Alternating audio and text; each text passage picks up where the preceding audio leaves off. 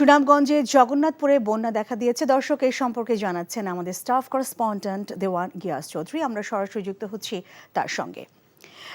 গিয়াস, সুনামগঞ্জের সড়কে পানি উঠেছে আমরা দেখতে পাচ্ছি, তো সার্বিক বন্যা পরিস্থিতি সম্পর্কে কি তথ্য আছে সর্বশেষ আপনার কাছে আমাদেরকে জানাবেন।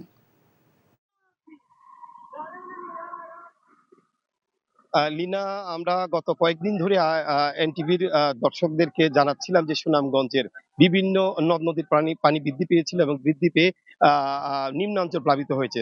তো আপনি যদি খেয়াল করেন, আমি এখন যেই জায়গাটিতে আছি এটি হচ্ছে সুনামগঞ্জের জগন্নাথপুরের বেগমপুর জগন্নাথপুর সড়ক, এবং এমন করে সুনামগঞ্জের জগন্নাথপুর ছাতক এবং শান্তিগঞ্জ উপজেলার বেশ কয়েকটি আঞ্চলিক সড়ক পানির নিচে তলিয়ে গেছে, এবং এই পানির নিচে তলিয়ে থাকার কারণে মানুষের, আপনারা যদি খেয়াল করেন, মানুষের স্বাভাবিক যে চলাফেরা আছে সেই চলাফেরায় কিছুটা বিঘ্ন সৃষ্টি হচ্ছে এবং মানুষজন চলাফেরা করতে পারছে না। এবং সুনামগঞ্জের যে জগন্নাথপুরের অন্তত চারটি ইউনিয়নের ৩০ থেকে ৪০টি গ্রাম প্লাবিত হয়েছে। একইভাবে শান্তিগঞ্জের দুর্গাপাশা এবং ছাতকের বেশ কয়েকটি ইউনিয়নের গ্রাম প্লাবিত হয়েছে।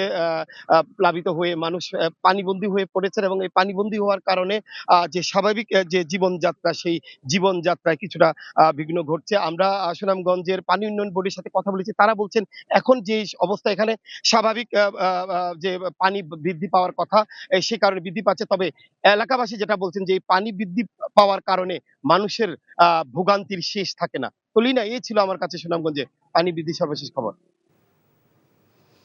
জানছিলাম সুনামগঞ্জ থেকে সেখানকার বন্যা পরিস্থিতিতে পানি বৃদ্ধির খবর।